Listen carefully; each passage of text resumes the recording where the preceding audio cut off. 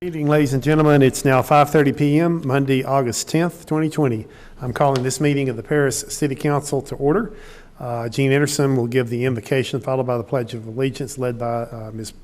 Paula Portugal. Everyone stand, please. Mayor, we've had a spot change, so this is going to give the invocation. Okay. I'm sorry. Yeah, I'm sorry. Let's pray. Our Father, God in heaven, hallowed be thy name. Our Father, we thank you so much for this time which we can be here. We ask you please bless this proceedings. Be with the council. Help them to have wisdom and discernment as they examine their agenda.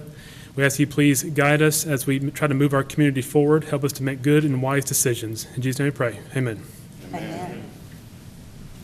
I pledge allegiance to the flag of the United States of America and to the republic for which it stands, one nation under God, indivisible, with liberty and justice for all. Next is Citizens Forum. Persons desiring to address the council must limit their presentation to no more than 2 minutes. Unless an item is posted on the agenda, the Texas Open Meetings Act prohibits the council from responding to any comments other than to refer the matter to a future agenda, to an existing policy, or to a staff person with specific factual information. Claims against the city, council members, or employees, as well as individual personal appeals, are not appropriate for Citizens Forum. The Citizens Forum is now open. Anyone wishing to address the council, please step forward, give us your name and address, and you'll have 2 minutes.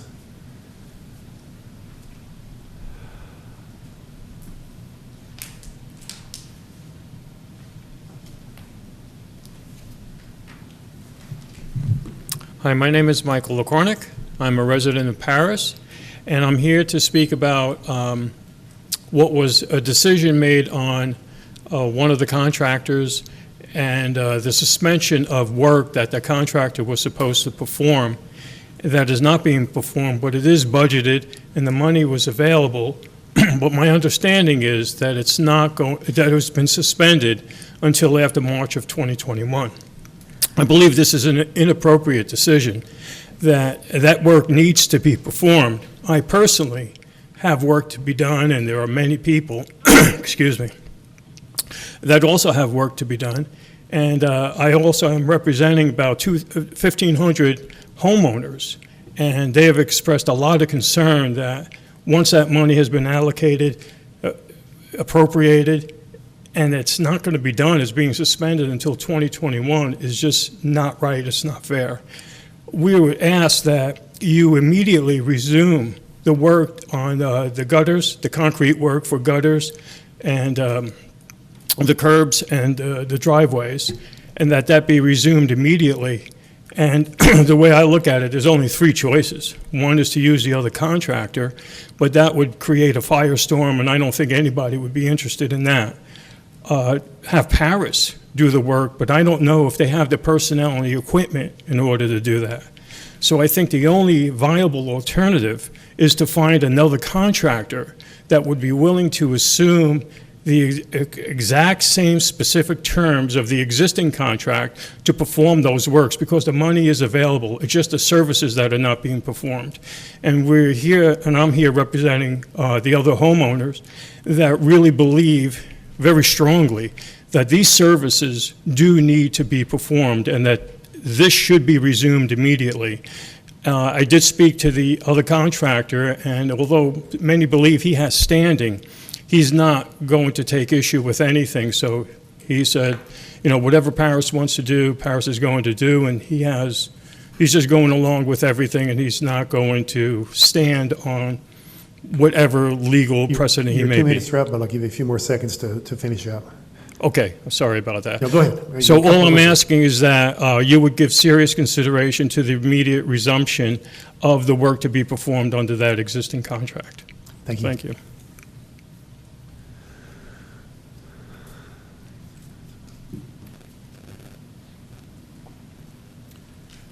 I'm Carol Huffnagel, 720 Bunker Street. And first of all, I want to commend and thank all of you for the job that you have taken on. I don't envy any of you in a position of authority with the things that are going on. But my concern tonight, I pray that as counselors elected by your constituents, that personal vendettas between this council be set aside for the best interest for our city and the taxpayers, whatever those problems might have been in the past. I'm referring to the PEDC board being increased to 7 members with 7 different intellects, which is important. The important decisions as to the expenditure of thousands of dollars of taxpayers' money should not be decided by 3 individuals.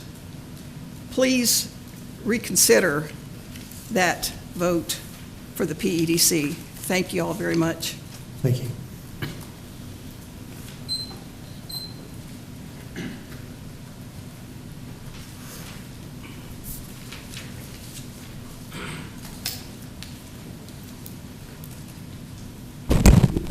Good evening. My name is Carolyn Williams, and I live at 1205 West Center Street.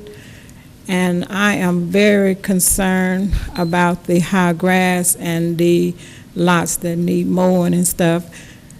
What I would like to see done is that maybe I can work with somebody that can show them and tell them, because I call Dana and Nikki and all them, everybody's in the field every day. And Paris is not that big that where you have to be in the field to notice that this lot and this here area hadn't been taken care of. It is so bad where I live. You have to be almost in the middle of the street to see what's coming around the corner. And the grass has gotten that high. When I talk to them about it, they say, well, it's code enforcement. So I talk to code enforcement. And they say, well, we'll put it down, we'll get to it. I said, well, okay, then they'll get back with me later, and I never hear from them.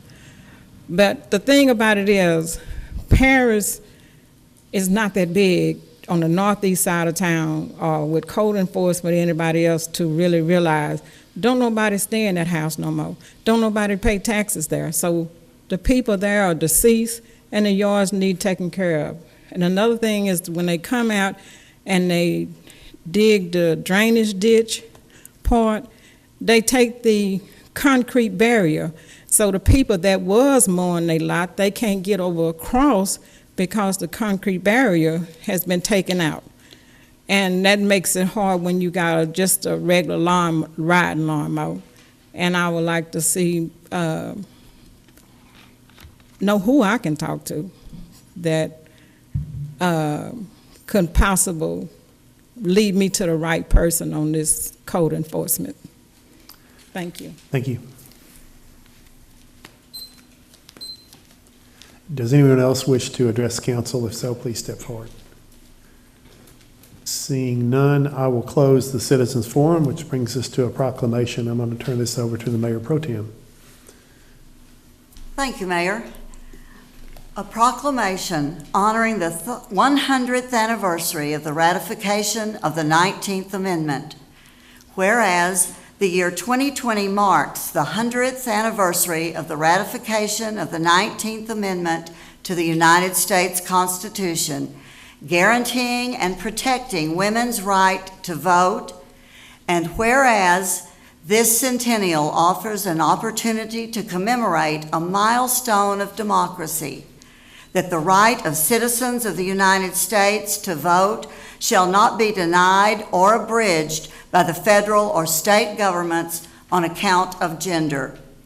And whereas Texas granted women the right to vote in primary elections in 1918, 2 years prior to the ratification of the 19th Amendment. And whereas on June 4th, 1919, Congress passed the 19th Amendment guaranteeing all American women the right to vote, and a mere 3 weeks later, on June 28, 1919, Texas became the 9th state to ratify the amendment. And whereas by August 18, 1920, 36 states had ratified the 19th Amendment, reaching the necessary 3/4 for an amendment to be added to the United States Constitution.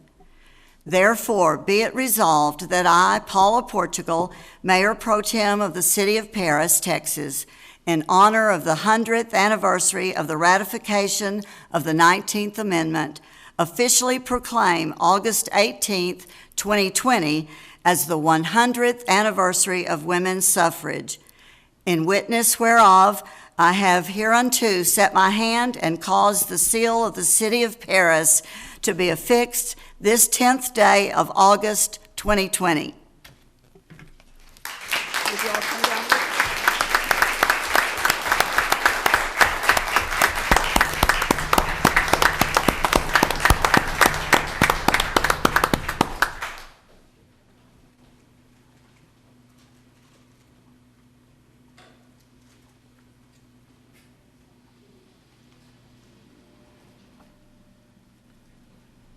Thank you. Yeah, that'd be great. Would all the women here like to come up? Oh, here she is. Good job,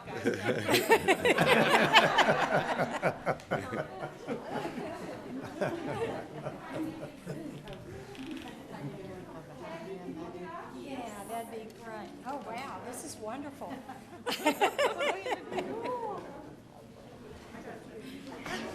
Thank you.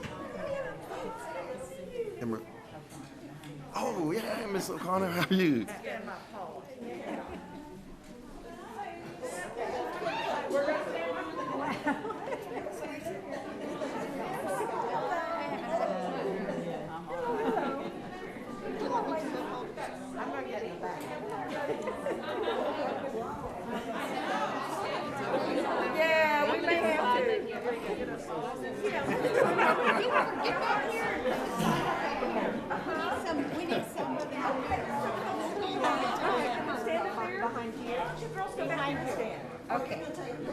We're taking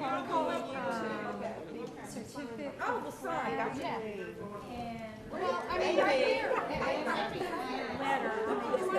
Up there. Have to get me making me hot. Get over here. Okay.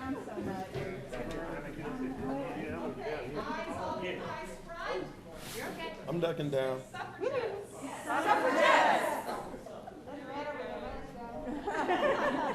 Smile with your eyes. Oh, I took my mask off.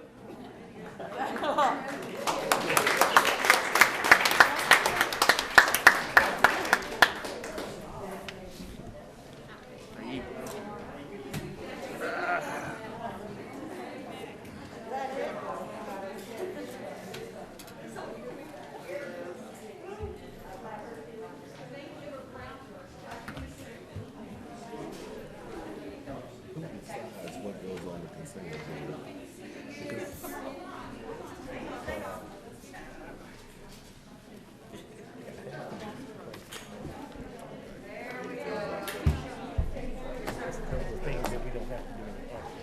Ms. Alsobrook would like to make a few comments, please. Oh, okay, because I know it says. First of all, I want to thank y'all for issuing this proclamation that recognizes this very important milestone for women. I've always said that democracy is made stronger when everyone participates. But I've changed that recently to democracy is made stronger when everyone is allowed to participate. This group, the 19th Amendment, hard won, not done, came together a mere 2 months ago to organize to celebrate the 100th anniversary of women's suffrage. Our steering committee consists of myself, Ruth Ann Alsobrook, Stephanie Connaught, Emily O'Connor, Laura Hutchings, and Martha Howison. Our motto is celebrate, educate, and activate. Some of the events that we have planned or we've already accomplished, we have a Facebook page we'd like y'all to like and follow. It's called 19th Amendment, Hard Won, Not Done. We have set up a display at the Paris Public Library with free bookmarks. And I hope everyone got one of our buttons that Julia Tree Crawford created for us. If not, I've got plenty more. We're going to have a virtual marathon and a 5K walk that will be documented on our Facebook page. We're going to engage in voter registration drives. We plan to purchase books and donate them to area libraries. And we want to recognize women-owned businesses. In fact, we have this flyer we've created that we're selling for a $1 fee to any woman who has a woman-owned business and would like to display it in their window. We also are hoping to do a commemoration ceremony. We had hoped to do it on August 18th, but that is coming up very quickly, so we have kind of reorganized, and I think we're going to do something at the fountain on August 26th, and we'll let you know more details later. August 26th was the date that it officially got added to the Constitution. August 18th was the day that three-fourths of the states had ratified it. Representative Gary Van Dever was kind enough to send our group a certificate and ordered a flag to be flown over the Capitol commemorating this date. And the certificate that came with the flag says, "This certifies that the Texas flag herewith presented to 19th Amendment, Hard Won, Not Done, Paris, Texas, by the Honorable Gary Van Dever, Texas House of Representatives, was flown at the Capitol of the sovereign state of Texas to honor your mission to celebrate, educate, activate. In witness thereof and pursuant to the authority vested in me, I have hereunto set my hand and seal of office at Austin, Texas, on the 4th day of August, 2020. He also sent a letter of support, which I'd like to read. Dear Hard Won, Not Done, I want to offer my support and appreciation to the members of the group known as 19th Amendment, Hard Won, Not Done, for their efforts in commemorating the decades of hard work and strife to give women the right to vote. Women's suffrage was finally granted in the U.S. with the ratification of the 19th Amendment to the U.S. Constitution on August 18, 1920. The march to enact national women's suffrage took almost a 100-year effort beginning in the 1820s. It took many turns and detours along the way to achieving the ultimate goal of granting women the same rights to vote as men. The activists for women's suffrage worked long and hard, shedding blood, sweat, and tears along the path that expanded opportunities and opened doors for almost half of the country's population. Progress was achieved, but much more remains to be done to ensure everyone who wants to vote can vote.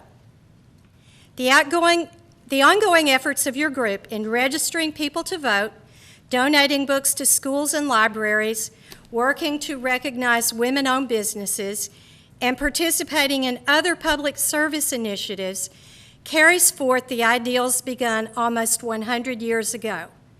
We all live in our communities together, and it is up to each of us to ensure everyone's active involvement and participation. Thank you for your efforts, and I wish you much success going forward. I would like to add that Representative Van Dever wants to make this event the highlight of his August newsletter. So be sure and read it when it comes out, because we're going to be in it. Thank you once again, and thank you everyone who came to attend. Thank you.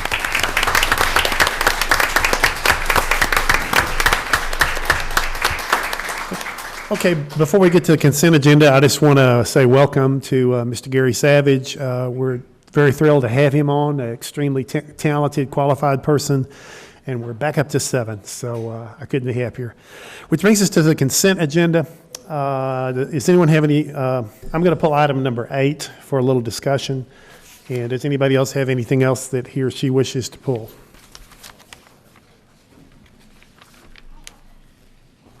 Okay. Regarding item number 8, this was bids for water and wastewater treatment chemicals, and the bids were received and publicly opened at 3 o'clock on 7/21. The grand total was $606,786. My question is, was this advertised on the public websites? Yes, sir, it was. Wonderful. That was the question I had. I didn't see it in here, but looks like we got a lot of good bids. Okay, thank you. That's all I needed. Thank you. Anything else? All right, I'll entertain a motion here. I'll make a motion to approve the consent agenda. Second. Motion and a second. All in favor? Thank you. Next is item number 13, conduct a public hearing, discuss and act on a resolution authorizing the application for Justice Assistance Grant Program number 2020-H8043-TX-DG in the amount of $13,375. Chief Tuttle, you. Good evening, Council. This is an annual grant by the U.S. Department of Justice that they do for local law enforcement every year. And we're once again in the process of applying for this grant, which we will divide evenly with Lamar County Sheriff's Office. So part of the application process is the resolution from the council. So we're asking council tonight if they would pass the resolution so we can move forward with the application. All right. Any discussion or any questions? What is this grant used for? The police department's going to use their part to buy 6 automatic external defibrillators, or AEDs. We've got some older ones in that we're using, and we want to replace them. And I think the sheriff's department's going to buy some interview equipment and some jail equipment with theirs. Okay, I have to open a public hearing on this, so I'll open the public hearing. Anyone wishing to talk for or against this, please step up. And seeing none, I will now close the public hearing. Do we have any other questions on this or discussion? All right. Make a motion, we approve the resolution. I second. All in favor? Okay. Item number 14, conduct a public hearing to receive public input regarding the community's participation in community development block grant programs, needs, and activities. Ms. Easton. Thank you. The city is eligible to receive grants through the Texas Capital Fund or Department of Agriculture's Capital Fund for community development block grants. And as a part of that program, we do have to periodically seek public input on the types of programs that we pursue. So this is just an opportunity to have a public hearing and get information or feedback from the public on the programs that we participate in. Anyone have any questions before I open the public hearing? Okay, the public hearing is now open. Anyone wishing to address us regarding this, please step up. Seeing none, I will close the public hearing, and there's no action on this, correct? Okay. Item number 15, discuss and possibly act to amend the bylaws of the Paris Economic Development Corporation as follows. A, by amending section 4.02 to increase the number of directors from 5 to 7, and B, by amending section 4.12 to specify that the requirement that the board obtain council approval for any expenditure over $400,000 on a project that extends not only to funds from the corporation's undesignated fund balance, but to any obligation of any asset or thing of value at over $400,000, including but not limited to land, other in-kind assets, and to the extent allowed by law, if any, the extension of the corporation's credit to another entity or person. I put the item B on. I just thought a better definition of the $400,000 was in order. And item A is to increase it from 5 to 7. Do we have any comments or discussion on this? How long has, let me get my mic.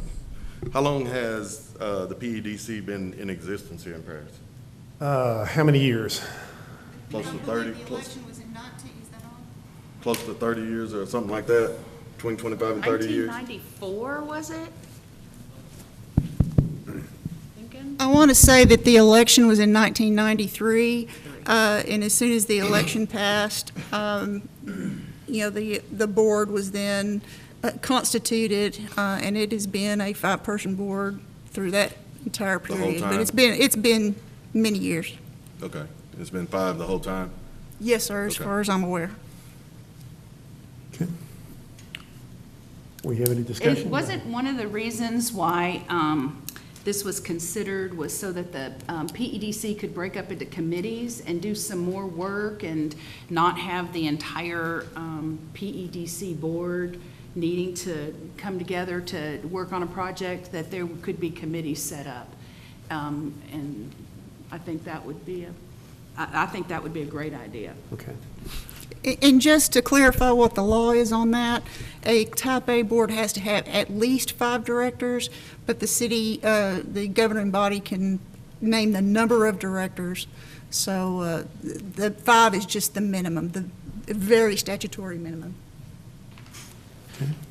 I put this on the agenda, or letter A here, to relook at it again. When we voted on it last time, we were at odds about the 7th member being a city council member. This would be a 7th outstanding citizen that could go in there. In my opinion, constituents, both present and past EDC board members have reached out to me on this. Multiple constituents, more than 50, have reached out to me to push from 5 to 7, and its representation. It's like Mr. Bray said at the last meeting. You know, we need more minds in there. We've got a lot of things coming down the pipe. There's a lot of money that's managed, a lot of big decisions being made on this board. I think some of our council's 7. I think this is also something that needs to be 7. There's other EDCs throughout the state that are 7. 7 minds are a whole lot better than 5. We've got a really good, solid, diverse board now. I think doing 2 extra would be a plus to the citizens. I think it'd be a plus to the EDC. Like I say, and then you have some workload that you can take off of some of the 5 and spread it on the 7, and you're going to get a lot better results. That was my biggest reason for going back. I think it's a huge win for Parrish if we can have 7 representatives on this board. There's a lot of business out there that we can take up with 7, a whole lot more than we can with 5. That was my thought process. Okay. Well, let's just go down the line. Ms. Stone, you have any comments on this? Well, you know, I've always said there's been, the communication within EDC has kind of been the issue at times. I know we got 2 new ones already. If the communication is difficult for 5, would it be more difficult for 7? I mean, I'm just saying, because I think you're right. We have a well-diverse, well-rounded group of people right now with the 5. But because there's been issues within the EDC with communication, everybody not knowing what's going on, the lack of communication within each other. So adding 2 more, that wouldn't make it even worse? I'm just asking. I don't see how it would, but Well, no, now I they don't. have a new director too, and I'm sure the new director is going to make every effort to communicate well within their, the board. Because we all know the communication hadn't been just superb. Right. You know, it's had room for improvement. Right. So I'm just saying, at this point in time, is it good to add 2 more? I think if you got 4 more ears and 2 more mouths on the board, that's a whole lot easier to get communication prevailed over. In my opinion, it would be the opposite. But Mr. Hughes? Of course, I served on the EED board, and it had 5 members. It was fine. I mean, you, like the guy that came up and spoke, he said that 3 people is too much for 3 people, but to get a vote, you're only adding 1 more person. It only takes 4 to get something passed. So, I mean, we as a council select the PEDC board, those 5 members. So, in us selecting them, I think we should have trust in those 5 people are doing what good for the city, going out and helping the director with her new job in her settings. But if we've chosen those 5, I think they are well equipped to handle the job of the board. Mr. Savage? Back to me, huh? Yeah, you're up. All right. Well, and I know I'm new to this council, but I'm not new to Paris or the business of Paris. And I basically have questions. You know, attending the meeting a couple of weeks ago, one of the things that was called out is having problems with, you know, it would be easier to get a quorum. I can't see how it would be easier to get a quorum, and you haven't called this out in almost 30 years. And then the other thing is, I'm wondering why now, after 30 years? And then I'm wondering, what are the problems in the past that you had with 5? Has any of the past PEDC members called out any specific issues with 5? You know, I've attended, you know, I haven't attended city council meetings regularly, never a PEDC meeting, but I haven't heard that call out, you know, all of these problems that are coming up now. So it's more of my question, help me understand why now after almost 30 years? I've got a good answer to one of those. And my biggest thing that I saw this year was the number of applicants that we had and the number of qualified applicants that we had, and all were qualified. I think we had 14 or 15 applicants that we voted on to replace 2 spots. Now it would be 2 spots. In my opinion, that's a lot of our boards, and you'll see as we go, we'll have 1, 2, maybe 3 applicants for 2 or 3 spots in other boards. Being this one is as important as it is, in my opinion, all the boards are important. This one in general, in my opinion, is a little more important because it's handling our manufacturing jobs and our things that we're giving out as tax incentives as far as businesses that are coming in. I think it's a huge thing we have a talent pool of 14 people and we're only using 2 of them out of that talent pool, where we could, in this case, use 4 out of that 14. Can I ask? Yeah, oh, sure. Okay. Well, I get that. That's a great point. But to me, now is no more important. I work in manufacturing, so I think jobs are very important for this community, for everybody. But now is no more important than before. So we have 5 people on the board for almost 30 years. I don't see why now is more important because we have more applicants. And we picked, or y'all picked the 2 that y'all felt like were the most, I guess, qualified, if you want to say it that way, the most qualified or your favorite or whatever. So you picked 2, and the 2 is there, and it's no different than in the past for the past so many years. So what I'm asking again is, was there a problem in the past that caused you to think that maybe 7 is better? Not that we have all of these applicants, but I mean, what happened with 5 that would cause you to want to go to 7 besides having a bunch of applicants? Because having a bunch of applicants doesn't mean that we go to more people. That's like people applying for a job, okay? We see a lot of people disqualified applying for a job. I'm not going to create another job for all of these people, you know, for another person just because I had a lot of applicants, because it doesn't make sense to add another job. So does it make sense to add 7 instead of keeping it at 5? So I'm still asking the question, what happened with the 5 that makes it not make sense now? Mr. Package wanted to address this. He's on the board. If it's okay with you, I'll let him speak and we can continue the discussion. And I have one more question. Yeah, oh, for sure. Sorry, I'll keep it brief, but in explanation, giving you a little bit of explanation on why I think it would behoove us to go to 7 is a couple reasons. I sat on the EDC for a year, this past year, and, you know, having 5 members, not everyone's able to work on a project based on their time constraints. So I'll be very honest with you, when you have 2 people sitting there working, that's great, but if we could have an extra person there that's able to get in on that call, we can kind of watch out for each other and make sure that we're doing the right thing. Same thing with the committee. We have so many projects, and you'd be surprised, you know, with Little Old Paris, but we've got a lot of projects on the table right now. And for just the same 2 or 3 people to be working on these projects, that's a lot of time commitment. Sometimes I work more on the EDC than my own job, and I have 2 businesses in this town, which is, I signed up for it, and that's why I want to do it. But we need help. We're in desperate need of help. So I think that it's better if we have 7. That's my honest opinion. And hey, if we have differences, that's okay. But this is my honest opinion, being on the board originally with 5, now going hopefully to 7.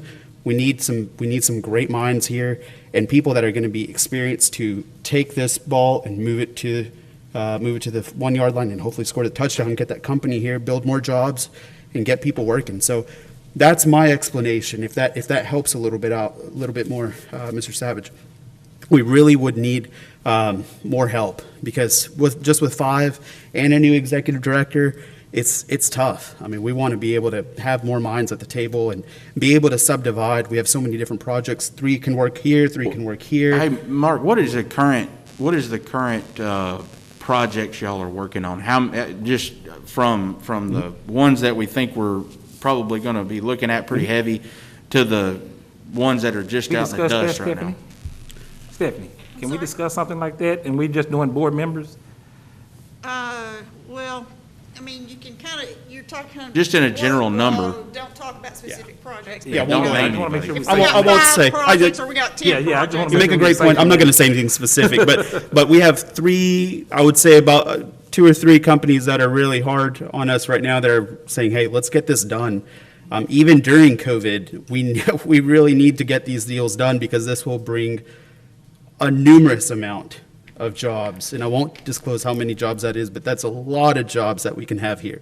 On top of that, we've got a couple more perspectives that will bring more economic impact to our community, and we definitely need that. So the more people we have, the more help it is, and we absolutely, as the EDC, want to be transparent to the council and want to work hand in hand. We're a team. We want to continue that. So I'll get off my high horse here. Yeah, please. Does the other board members feel this way besides you? I mean, I know 2 of them is new, so they can't really speak, but the other board members, are they here? Can they explain why it's important, other than the 2 new ones? Because they're just coming on board, so, Sure. you know. That's fair. I mean, I can only speak for myself. We have- I do know that Marion was previously on the board. I don't know if that would be okay with you. Yeah, come on, sure. Oh, yeah.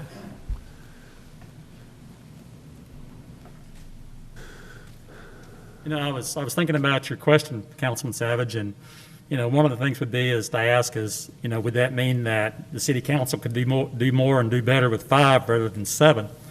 Also, you know, second question is what is it going to cost you to have 2 more board members? You got more thoughts, more mind. I've done economic development as a living before. I know what's involved. I know what the actions are involved. It's a lot of work. And one of the biggest problems that we've had is a quorum. Because we're so small, we've got to be real careful about when we meet, who's together. We can't just get a few people together and talk about a project because we're in danger of having a quorum. So that's against the law.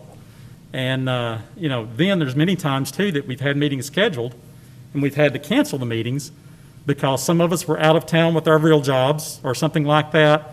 And it delayed decisions and delayed projects. It delayed us bringing information to you as a council to make those critical decisions for the EDC. So, you know, I'm very much in favor of the 7.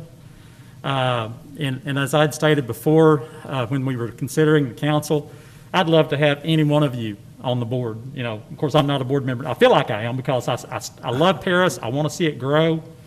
And I'm still going to be there to support these guys. And, you know, so it's important to me as a parent because I want my kids to have an opportunity and a choice to come back to Paris and do something with their lives if they want to. So, but I just think 7 is a better deal because you got more oversight. A lot of times oversight is too much. You know, you can have too much oversight. I agree with that. But in this case, I think it's important because then, you know, we all kind of gravitate to people because of personalities or for whatever reason. And then you have a better input and you have a better idea talking to 7 different board members as to what's really going on and whether it's good to proceed with the project. So I appreciate your time. Thank you. Thank you.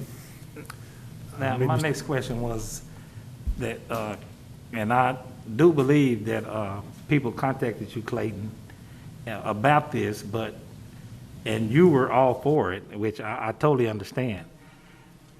But seeing that myself was on the fence, still not sure. I mean, I see both sides of it. And with Renee, I'm gonna ask you, Renee, how many people call you about this? I never get calls from nobody. So if someone was really that concerned, why would they call somebody that they already have a yes for and not call the person that they might have a no or a maybe and try to convince them why we should go to 7? I mean, I mean, not calling anybody out, but I've been knowing Josh since he was young. Trust Josh's decision, voted, I trust Josh in his job and what he's doing as the commissioner. Trust him all the way. I'm very surprised that Josh hadn't called me. I'm very surprised because me and Josh, I consider as one of my friends, especially here in the city of Paris. Mr. Finley called me when he wanted my vote to run. I respect that. But in this case, that's so important, that seemed to be so important, no one bothered to call me and ask me or try to give me a reason why why we should go from 5 to 7 when we've been 5 for so long. So that's my thing, that it might be a lot of people that want it, but why weren't any phone calls made? I mean, if 50 phone calls were made to you and you were a yes, you mean to tell me no one that thought out of that 50 to, hey, well, call and talk to Derek or call and talk to Councilman Stone and find out why they're saying no, or why we voted against it the last time? I think that we voted no because everybody was in disagreement about the 7th council member, correct? That's the way I understood it. And that's the way but we didn't have it written to go from just 5 to 7 as a vote. We had combined those two items, so we couldn't go back and revote. We had to rewrite it on the agenda. And that was what I got out of the meeting is the 7th council member was the issue. And so I'm fine with no council member. I would like a council member on there, but it's not. You heard from Mark as well and Miriam, but I'm not going to push that issue no more. That's something that we don't want, so we're not going to worry about it and move on. But I think there's as Marion Hamill said, and he just rolled off of the EDC. There's things that fall through the cracks. If we'd had 7 in the last 25 years or 30 years, however long we've had the EDC, I would assure you that 7 working is a whole lot better than 5, and they're not paid employees, so we're not paying them. We're not losing any money in the budget. We're gathering 5 to 7. We're going 7 brains instead of 5 in a room, and then it also lends itself to, if you've got 2 guys, like he said, working on a project, you got 2 guys working on this project and 2 guys working on this project, you've got people that can spread out and handle the workload. That's my biggest thing, and it's representation. If I might, we lose sight a little bit that on June 22nd, actually, the PEDC board had brought to the council a set of bylaws that they had approved that included moving from 5 to 7. So that was a request that the PEDC had made. Was that a unanimous vote for that? I believe so, yes. Anybody else talk? Yeah, go ahead. Okay. I'm in support of this because I was at that PEDC meeting where the 5 PEDC board members unanimously voted to increase it from 5 to 7. I think that we started looking at this, increasing it, because we increased the membership criteria outside the city limits of Paris. If I'm not mistaken, anybody in the county of Lamar is allowed to serve as well. And as such, we thought that there would be more room for not only people outside of Paris, but also more minds on the board because of the issue with quorums and with committees. But it all goes down to, I'm always going to I'm going to pay attention to what the board says. And if the board feels better, unanimously, as a matter of fact, to going from 5 to 7, then I'm going to support the board. Ms. Portugal. I was at that meeting as well. It was a unanimous vote. Okay. Well, we got 2 things on here. I don't know if we want to vote on them together or vote on them separately. Okay. So let's just vote on, well, does any more discussion on this? Anyone have anything else he or she wants to say? Floor is wide open. I'll invite a couple of people that doesn't get out of hand. Maybe, is anyone wish to come up and address the council about this? Mr. Bray?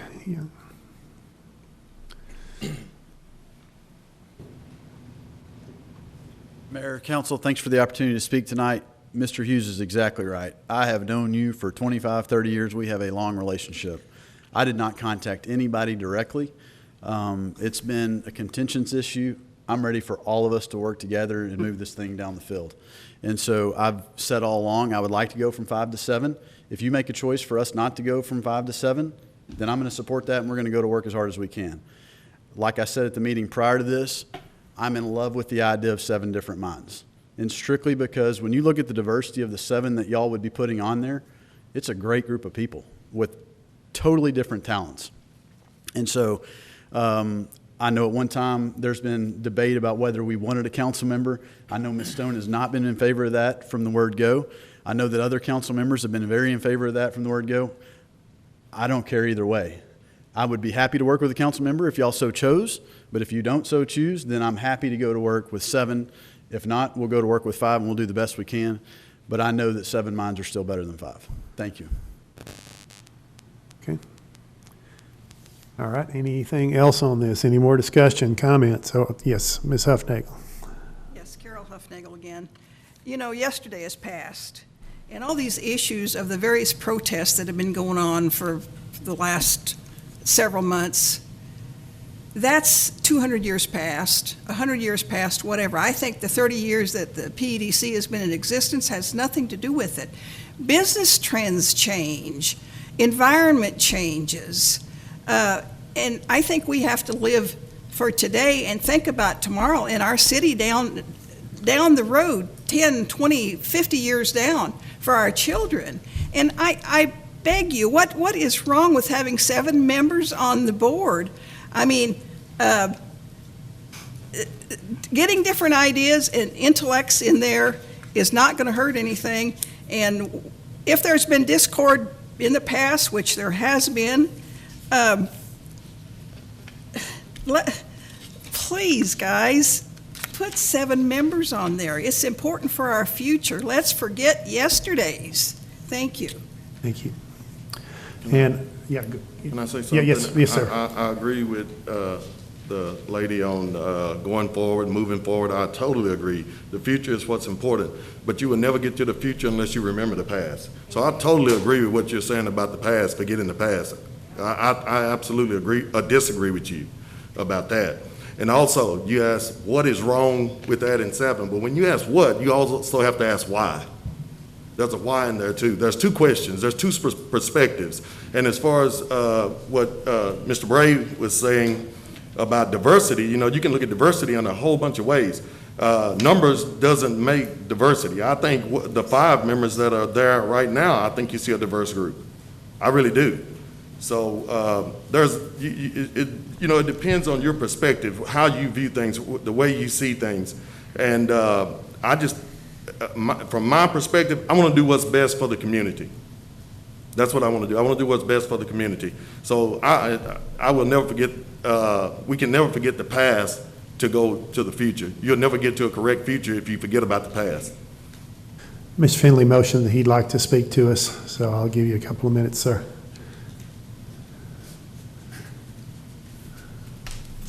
Thank you. I was on the original PEDC board in 1994, and what you have to realize is that came from the Paris Industrial Foundation. They owned all the industrial property, and that was a group of 20 men that went together and put money and bought property for Paris to grow in economic development. Now that took a period of years to change. We still, on the original PEDC, called on those 20 members to work with us. They volunteered. They shared part of the job. And that changed also again, maybe 10 years ago. We used to have a Texas TXU. The name's changed over the years. Encore had an industrial development department. They worked very closely with PEDC. They did all the legwork for us. They brought us prospects. They took them to other communities. We worked very closely. So the climate and the environment has changed tremendously. So it's very difficult for 5 to do what you had 30 people doing. Thank you. Thank you. Well, any other discussion? I haven't said my 2 cents on this. Oh, yes, please, come on. Hey guys, my name is Kelly Malacote. I'm with Bodyguard. And I just wanted to speak. You were mentioning about the past, and my company did receive an economic incentive agreement. I believe that was 2011 or 2012. And just to speak to kind of on the business owner side, our whole incentive agreement and coming to Paris was actually delayed because we could not get quorum several times with the board. People were out, people were sick. So I know while you guys are speaking a lot for what's good for the city or what's good for the PEDC board, I just wanted to speak to the business owner's perspective on that because it did affect our business. There was a delay in bringing our business to Paris and creating those jobs because people were out, and there were a lot of times where we had to go through several board members. People dropped off along the way, and sorry. And so it was just, it was definitely a time sink in order to get our deal done. So had there been more people, I feel like it would have happened quicker. So just my 2 cents as a business owner. Thanks. So I'm generally in favor of going to 7, and I'll support it, but I'll be perfectly happy if it stays at 5. You know what I mean, we did have a lot of qualified candidates, and we do have a wide range of people. And but regardless, I think they'll be in good hands regardless. So I'll entertain a motion here. I make a motion to amend section 4.02 to increase the number of directors from 5 to 7 on the Paris Economic Development Corporation. All in favor, raise your hand. You need a second? Oh, yeah, well, I'm sorry, we need a second. I'll give you the second. Sorry. All in favor, raise your hand. 5, okay. So it's 5-2, it does pass. The second item is much less, I just wanted a better definition of $400,000 to include obligations, future obligations. I think it just clears it up a little bit as to what 400,000, what we're talking about, whether land or whether future jobs. So I just wanted to get that in there so we can more accurately know what we're talking about with the $400,000, whether it includes land, whether it includes cash for jobs when we don't know how many jobs we're going to get and things like that. Mayor, doesn't this just define a little more than the one that we originally? Yeah, it just defines, it doesn't change the amount any, it just defines it a little bit better so that I thought it was better, and I talked with the city attorney and we came up with this. So any discussion on this or anything? Okay, I'll make a motion that we amend it as in 15B here, as I read earlier. I second. All in favor? Okay, thank you. All right. Now then, we have now increased it to 7. Therefore, we need to appoint 2 more people. And how does the council want to proceed with this, with the nominations? I would suggest, or I would like to recommend that we just go with the next people in line with the that received votes. Okay, we could nominate them in the order we voted before and then vote on them if that's to the council's agreement. That was my thought. We had a point total we came up with, and number 4 would be Chase Coleman, right? Yes. That he would be number 3. I'm sorry, he would be number 3, and then he'd be the first one we would nominate now if we did that. And the second one looks like 48 points for Stephen Terrell. He would be the next one. If the council's okay with that, we'll nominate them in those order. If they don't get in, we'll keep nominating. Well, I would love to nominate Tim Hernandez. Okay, well, I'll let you. Why don't we just, okay. Well, after Chase, now Chase, I do agree Chase, because he's already on there. Okay. I do agree with Chase. So let's go ahead. How many nominations do you want to make? Chase, okay, you want to nominate Tim Hernandez, and I'll nominate Stephen Terrell, okay? Yeah. And any more nominations then? Okay, we will vote on Chase first. All in favor of Chase Coleman? Okay.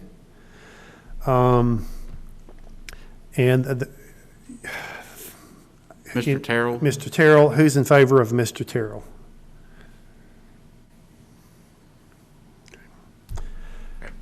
All right, I guess we have a full board now.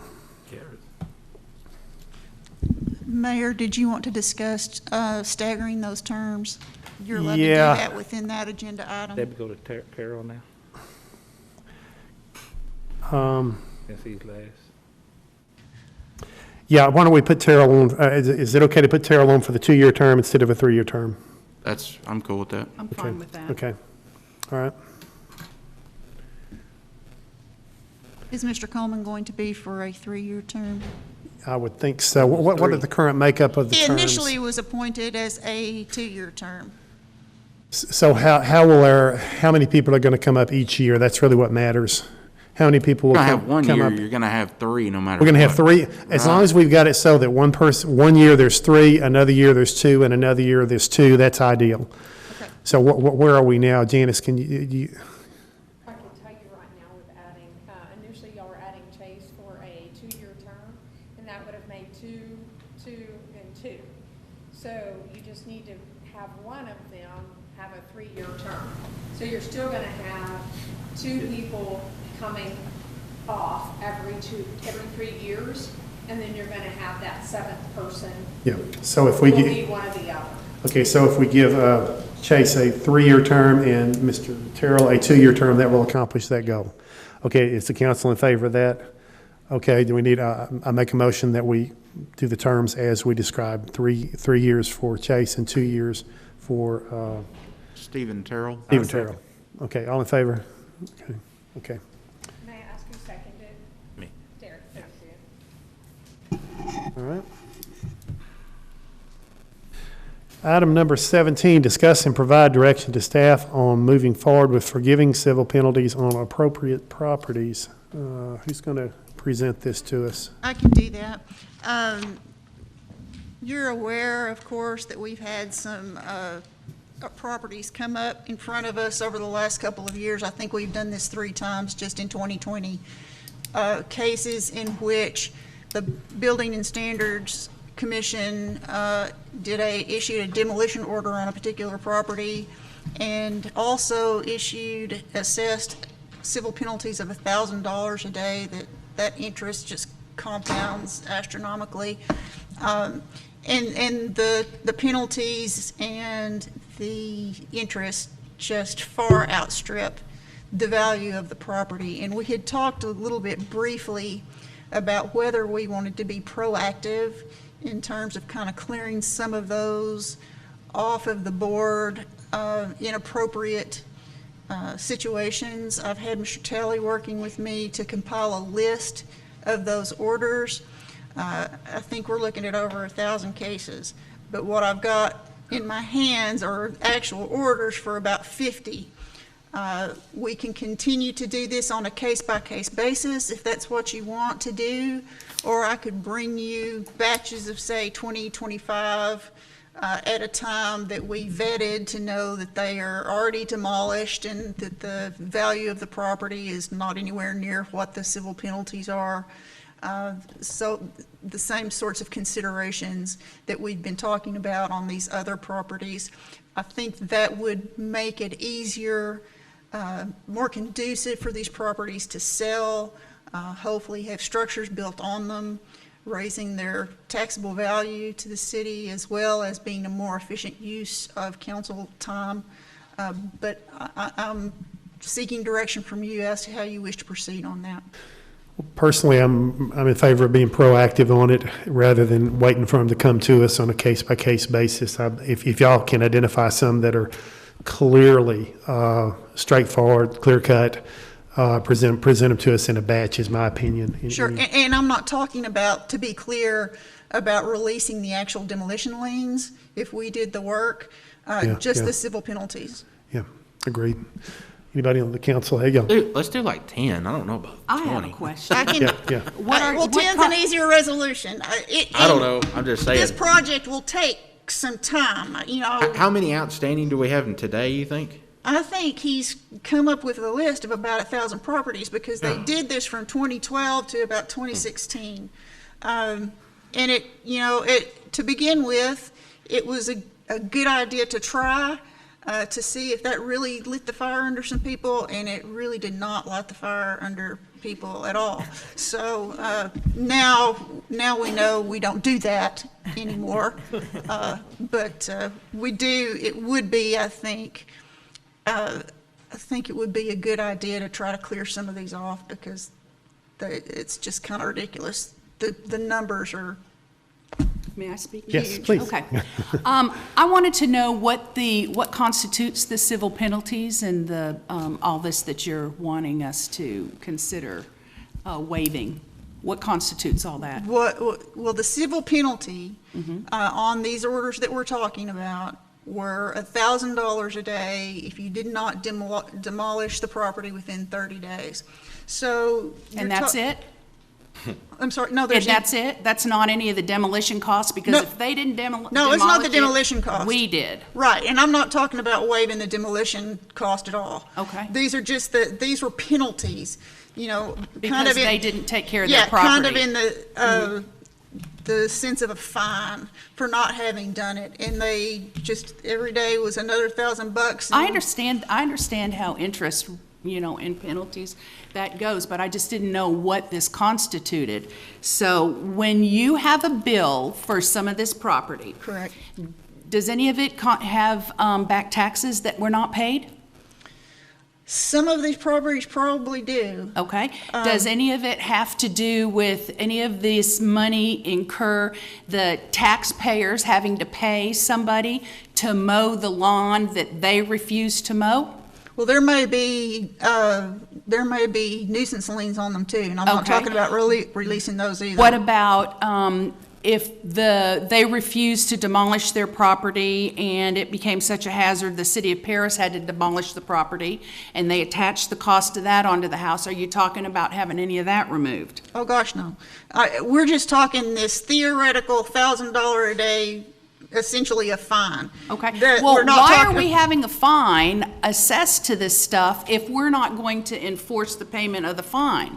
It's kind of like having a law like the fireworks thing. We have a law about fireworks, but there's no way to enforce it. Why do we have a penalty for, or why do we have this kind of thing assessed to this property that we're just going to waive anyway? Well, it probably should not have been in the first place. Okay. And as I say, it was an idea to see if it could really get some people moving on that property, and it just did not pan out the way that they had hoped that it would. So it's an issue not of we don't want to collect what we put on there. Right now, our orders we don't go straight to civil penalties on an order anymore. It's, you've got 30 days to do it.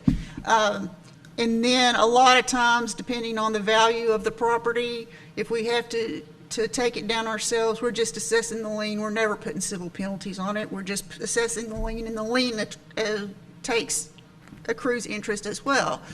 But civil penalties at this point, we're saving for properties that it may be, they're more valuable, that it may be actual incentive for somebody to either do a repair or do a demolition. It's something that you shouldn't employ indiscriminately, and it was for a while. Do the civil penalties, do they ever work?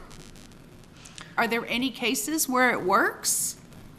We have collected civil penalties on a sale, and in that building, I think it was Mr. Dukes that bought that building, and on that sale, we collected the civil penalties, and of course, he's rehabbing that building. Okay, so there's been one instance? And then we've got the judgment on the Belford, and I'll have another report on the Belford for you in another meeting since it's not on the agenda, but okay. Yeah, it's kind of a difficult issue, but. Okay. That's all the questions I have. I have some comments. Go ahead. Okay. Anybody? Thank you for that. It's very complex. Yeah. This whole thing is very complex, and it's something that's it's starting to become a runaway train. Especially, I can't speak for other people's districts, but I know in my district, it's neighborhood revitalization has got to take more important role. I am not in favor of giving away our decision to forego these civil penalties just in a block grant or in a block situation. I'd like to forgive that on a case-by-case basis if we get a bunch of houses or we get a developer that comes in that wants to develop these properties. I would be inclined to forgive that, but I would like to do it as a council. I think this is an issue that is so important in our community that we need to talk about it every single time we can. Even Miss Williams, Carolyn Williams, came and spoke to us about how all the grass in her neighborhood is so high that you have to pull out halfway into the middle of the street to be able to see if any cars are coming. You know, I think that the more we talk about this as a council in front of people, then the more people are going to be more proactive about keeping up their property, and we don't need to just start selling lots off or giving lots off to people with the promise that they're going to develop them. They need to develop them. It has to be, you know, like written down in a contract form or something so that we're not just giving property away to people with the promise that they're going to do something without action. It's getting that serious. Yeah. Anybody have any comments, Mr. Hughes? Stephanie, and to get a clear clarification on it, say I own a home that's been burned.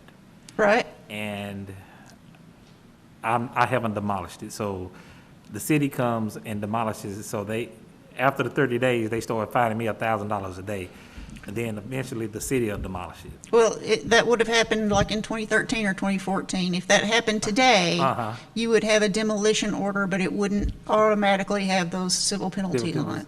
This is just going for the $1,000 a day is what we're talking about. That's Yeah. it. And that was only from 12 to 16. We're Yes. not doing that. We're not doing We're that not now. doing that anymore. Good. And, you know, I had told you I would bring this to you as discussion item. I'm completely happy with whatever course of action you want to take on it. I just had told you I would bring it to you, and I wanted to do that. Well, my question was, are you taking the penalty away from the original owner, or are they selling it, and so you're taking them off to make the sale go through? Well, that's what that we have addressed one at a time.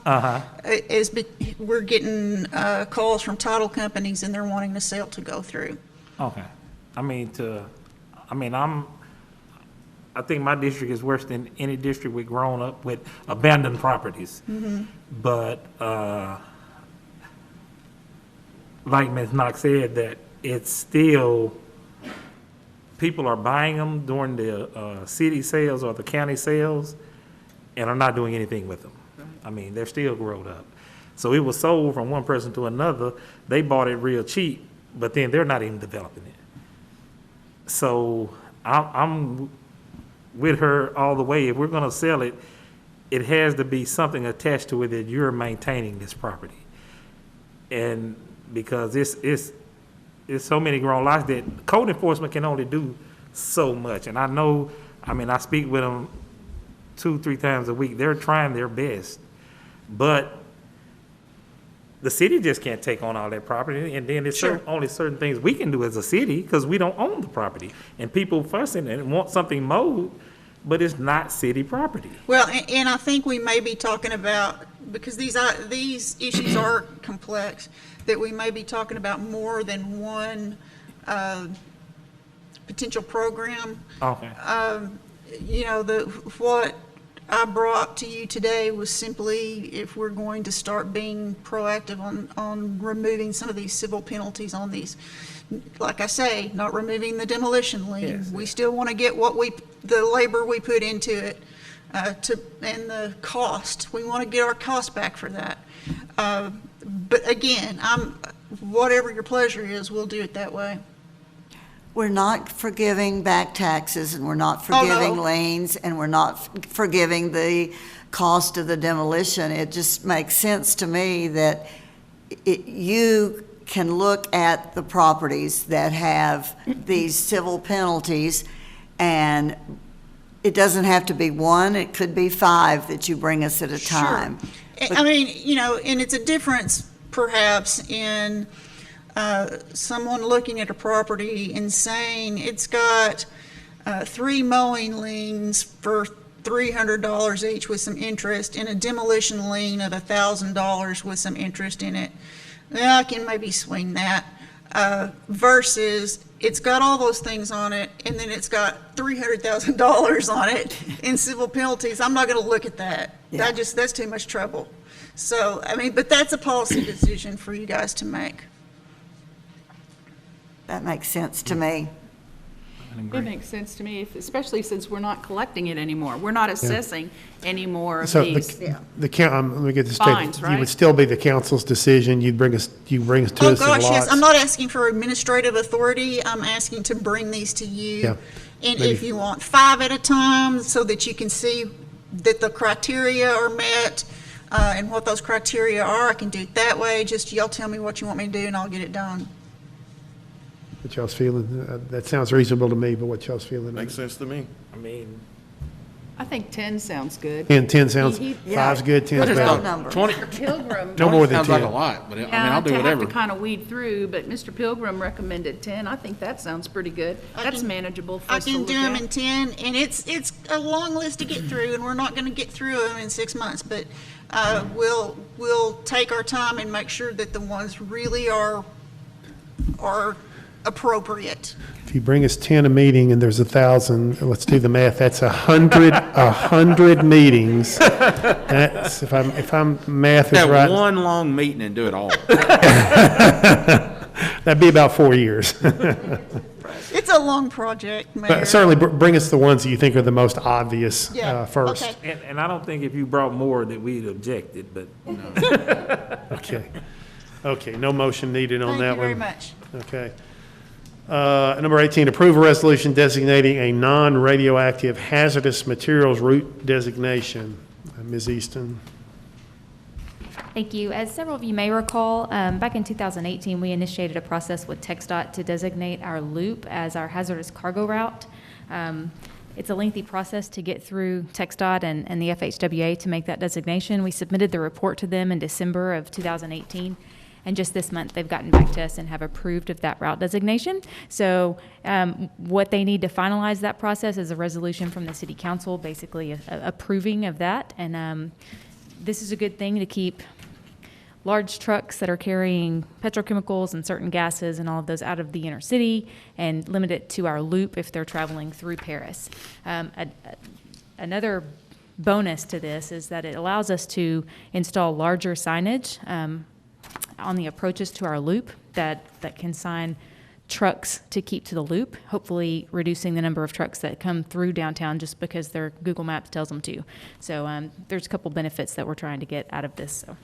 So it took TxDOT 2 years to decide that the loop was the best place for dangerous materials, really? There's a lengthy process that goes to TxDOT. They have to do public hearings here, which we completed in 2018, and then they did some in Austin as well. So yes, sir, it's took a while. Yeah. Okay, any discussion on this? I need a motion to approve this resolution. Somebody want to give it I to make a motion Oh, wait, no, to- he, Well, I'll Mr. second it. Mr. Savage, he made it. Give him credit. Oh, you want to second it? Okay. All right, Second. all in favor? You're official now. Number 19, receive presentation from the city manager, discuss and provide direction on the fiscal year 2021 budget for the city of Paris. Mr. Path. Evening, council. It has now been about 3 months that I've been here, and of course, learning a new job mixed in with COVID-19 and some other matters we dealt with, as well as trying to learn a new budget real quickly. And so a lot of things have come in very quickly, very hard, very fast. And so I apologize for the delay in getting this to you. I do plan on in future years getting it to you sooner, perhaps hopefully in July. I'm not sure if it's me or. And so, yeah, maybe it's my phone. Let me do this. Maybe it's this too.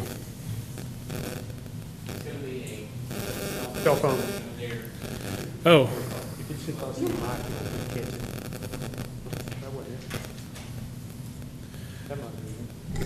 There we go. All right, perfect. This one right here, And so, yeah, like I said, I'd like to try to, in future years, get the budget to you sooner so we can have more time to discuss things. And that's my goal for next year. But being as it is, I did present this to you. I sent you a memo, which you'll have, which you should have in your packet, as well as I sent you an email, and it's about 15 pages long. I apologize for that, but as you saw in my memo there, per our city charter, there are 15 different subsections that I have to address when I present the memo to you, and so I went through each one of those one by one. I hope it was clear. Hope it made sense and it flowed okay as you read through that, and hopefully the information was understandable with that. So, but tonight I wanted to just do a quick summary of what I sent to you in the budget, and then after this we will discuss your questions you have about any item. I'll do the best I can. I will admit I'm not a master of this budget here. I don't know every single line item. I don't know every single piece in the budget. I know quite a bit, but I don't know everything. I do have some staff here that might be able to back me up on a few things on some of these matters here. But after that, then I would then ask you to decide what you want the next step to be. We do have some deadlines coming up. August 27th is coming up. I'm doing a lot of talking. I apologize. I'm going to lose my breath here too easily. August 27th is coming up. August 27th, by our charter, is when we have to submit we have to have the budget finalized. So it doesn't give us a lot of time for workshops, but we can do those if you so wish. And so, but I'll start through the presentation here. And at any point you have questions, stop me, and I will do my best to answer them. So, a few things I want to cover today. Of course, a memorandum, property tax rate, balance of operational funds, financial policy that we created, budget message, which is per the charter, property valuation, analysis of this, property tax rate again. That's always a key point. I think people want to know more about that, so I've been here twice. Revenue, expenditure, capital outlay, and conclusion, next steps. Now, obviously, this can include everything. So again, ask questions as we go along here. My memorandum. Sent it to you August 4th. The city again, the contents of that were per the charter, sections 44 through 47. Of course, 45 having 15 different subpoints. I always hated those questions in school when you go take a test. It's like, oh, 15 questions. Then question 3 is 14 parts. And so I always hated those kind of questions. I know, Councilmember Portugal, being a teacher there, you've seen those kind of things. So, but then in the memorandum, I gave you 4 exhibits. Exhibit A being the proposed revenue for all our line items. Exhibit B being the proposed expenditures. That one's close to 300 pages long. And again, I do want to apologize. I know budgets can be complex at times. There's a reason for that. Obviously, cities, we have a lot going on, a lot happening. 2 different trains of thought there when it comes to budgets. You can try to lump everything into small line items, or I'm sorry, into large line items to have like a contractual commodity. Those turn to like big miscellaneous lines. So you lose transparency when you do that, when you really can't see what is in that line there because it's not very clear. Versus what we have is a little more broken up, a little more defined line items where you can actually you can see more transparency as to what the city is doing. That's what our budget does. I do believe that is the best method. We do want transparency for our citizens, for our budgets, and that's what I think we have in our budget. Exhibit C being itemization of positions that's required by our charter, where I show you the different positions we have and the pay for these positions. Exhibit D being long-term debt amortization schedules. That's again per our charter. And I submitted you an amendment yesterday, amendment number 1. I don't have Gene here tonight. He had an emergency he had to run off to. Did I lose this? Okay, no, it's still there. This is the first year that Senate Bill 2 takes effect. It's the, I can't remember the whole Texas Transparency and something Act. I'll see it eventually in my notes here. But in that act, there's a lot of things happening there. It's definitely something that'll put you to sleep if you read it. One of the biggest things that this act did was limit our ability to grow our property tax rate to 3.5%, or the de minimis rate, which is about $500,000 beyond the new revenue rate. And so, but with that, they give you a 70 calculations to go through, 7 pages long, and Gene and I have gone through that at least a dozen times, and we went through it again just for good measure, ran into some hiccups, we fine-tuned it, and we submitted, and then we ended up getting a more favorable result in our property tax rate than we had the first time. So I submitted it to you yesterday. It's a very minute change there, but still, I want to give you the most current information on that. But very challenging form. If they were to ask me my opinion of it, I would not give them very good thoughts about it, and so just not a good form to work with, but we got through it. So, property tax rate. This is per our charter, Article 5, Section 45, Subpoint 4.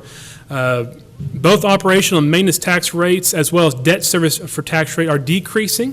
In the proposed, I want to emphasize the proposed budget. Also, the council has to bless the final version. So everything in here is the staff's proposed budget here. So fiscal year 2021 budget. So I gave you a couple of years there. 18, 19 O&M. O&M being operation and maintenance. That's our tasks, our normal duties. Debt being capital, being the large projects, paying off large capital improvement projects. So in fiscal year 18-19, we had a total property tax rate of 55 cents. 19-20, we had a total of 51.6 cents. This year, the proposed is a 48.078 cents. Now, with that, there's a combination of valuations going up, and of course, the Senate bill bringing us, capping us at 3.5% growth. And so the two of them combining, plus our debt has actually gone down a little bit this upcoming year, has resulted in a decrease in our property tax rate, in our proposed property tax rate. Mr. Path, one Yes. quick question. With that tax rate you're proposing, will that actually be a slight increase in taxes, or will that not be an increase in taxes? It would be it'd be an increase in the levy, yes. Because It would be. aren't there some requirements for, if there's an increase in the tax rate, you've got to have public hearings Yes, on 3 separate times? Yeah, one public hearing, that'll be one of our next steps. Okay. And so we're required to have a public hearing on all those pieces there. Gene and Janice are helping me organize those pieces of that puzzle there. We'll be looking at in September to have that public hearing for that part of it there. Thanks. But yes, the proposed budget does show an increase in the levy, which is how much tax we're requesting. But again, the property tax rate is decreasing, but yet the net between the valuations going up and rate going down still ends up being an increase in property tax request. So. Where are we at from last year? We're about 800, we're at the revised tax rate of 48,078. We're going to be about $800,000 high budgeted than last year. Is that right? Kind of what we're looking at? I got the number here. Gotta find my cheat sheet here. I want to say it was 43. The budget for last year was, talking about general fund or just, general funds? Water and then the general expenditures are all the different departments put together, not counting any of the cash. Yeah, general fund was $23,595,000 and some change for budget. This year is $23,677,000. I'm sorry, that's revenue. So this year is $24,443,000, so about $800,000 increase for that. Water and sewer was $15,111,000 last year. This year is $15,269,000, $157,000 difference for that one right there. And sewer being a $1.18 million 1920, this should be a 1.16, or a $21,000 decrease in that one. So roughly, we're going to be revenue-wise, if we go to this revised tax rate of 48,078, we would be at about a $800,000 above what we were last year, correct? Correct, yeah, between our budgets, yes, Okay. yes. Mhm. And I know last year, I know we had proposed a cut, and so, again, I wasn't here for that, so I don't know what that cut was. We went revenue neutral last year. Revenue neutral, yes. First time we'd ever done that, to my Yes. knowledge. Yes. And so that was a part of that as well. So this year's budget, as I'll get to in my notes here, we're looking at trend lines, and so that brought us back to the trend line from before, which did kind of leap over last year's budget cut with that. So. And I just saw on the contingency reserve, so we had $650,000 in the general fund for that. Is that just going into our basically savings account? Is what we're looking for that, or is that you have it on the line item number 91 on page 8, contingency reserve. In the expenditures? Uh-huh. Is this Exhibit A? Yes, sir. In the general fund. Page 8.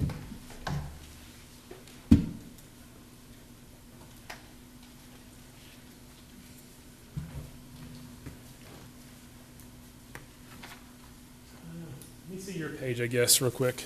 I don't know if that's a typo or not. Okay, I don't have this here. 650 there.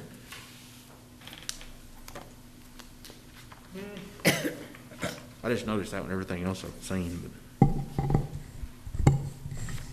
Fund, part number 91, let me look at that. Okay.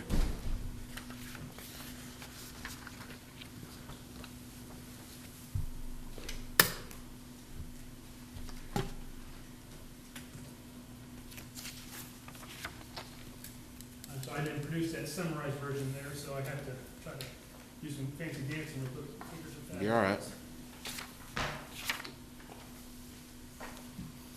That should be a typo. The contingency is $50,000. Okay, that's what I was thinking, but. Yes, and so this current year's budget had a contingency of $650, but I can't speak to that. I don't know what that was. I wasn't here for that. But no, this year, the contingency is $50,000 is what that is, so. Mm-hmm. But that was the increase, decrease is what I'm saying. So there was a 600,000. Okay. Let's see here.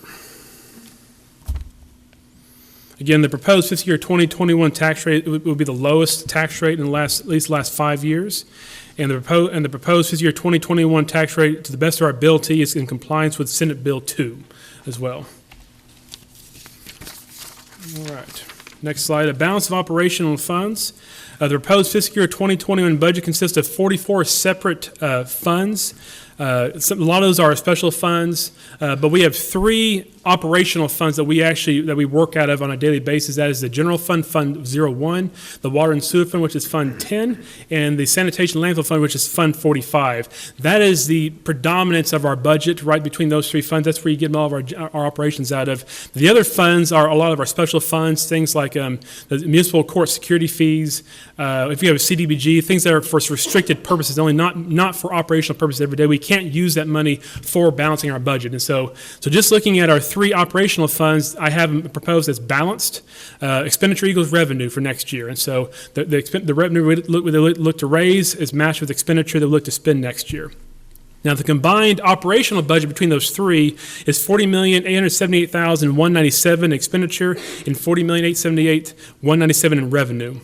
Now, the overall budget consists of $50,162,201.88 in expenditure and $48,695,498 in revenue. And again, those special funds, there are times in which we have carryover money that we can then spend the next year. And so we may raise $100 this year and spend $1,000 next year because in those special funds, we can carry them over until we actually have a project for those special funds for that purpose there. So that's why you see some instances of that happening. Part of the charter is to create a financial policy. I could not find one, and so I created one. And I think I created one that I think makes sense for our uses. I actually used part of what I used in a prior community. I looked at some other communities, and again, with my philosophy, the way that I think as a city manager, I wrote this, and I think this fits for us. The overall financial policy of the city of Paris, as shown through its proposed fiscal year 2021 budget, is to serve the public with professionalism, civility, honesty, integrity, and to provide a safe and prosperous community by being responsible stewards of the taxpayer dollars, and to provide quality, efficient, and effective services that facilitate and enhance the quality of life, recreational enjoyment, economic opportunity, responsible planning, improvement of infrastructure, and public safety for all. So that's the policy that I wrote. I think that fits what we're trying to accomplish as a city. It's what I try to accomplish in my own goals as a city manager, and it's what I was measuring as I was working this budget here, looking at budget requests. Do these things line up with that? Now, obviously, they don't always line up perfectly, but they do line up mostly with that. So. Budget message, also part of Section 45, subpoint 1. We have to create a budget message, which basically kind of what are the priorities in this proposed budget that I have presented to you here. Some of my priorities that I put in here is employee pay, replacing outdated equipment, new positions, realignment of line item budgets, maintaining operational services, basically not losing services, and the Texas Property Tax Reform and Transparency Act of 2019, the Senate Bill 2. So I'll touch on those real quick here. Employee pay. The greatest asset that we have as a city are our employees. I mean, I remove myself from that. And so I'm not talking about myself, I'm talking about my staff. I think that the greatest asset we have are our employees. They're the ones that get the job done. Without the employees, the city will not function. And so they are our greatest asset. They're my people, they're my employees. I want to take care of them, look after them.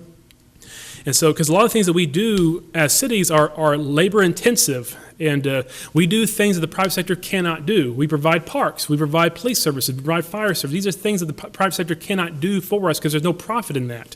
So they're very labor intensive with no revenue coming in for that. Hence why we have to raise taxes for those kind of things. Upon my arrival here 3 months ago, it became very clear to me, again because of my experience in my last community, that our pay was behind. We've fallen behind as seen through comparable pay studies of other communities. We've had 3 COLAs in 10 years, and we've had probably, I think, 7 in the last 20 years. Very difficult to keep up and keep good, talented people if we cannot pay them what's fair. I'm not saying high end, I'm not saying on the upper end, I'm saying what's medium fair across towns of our size.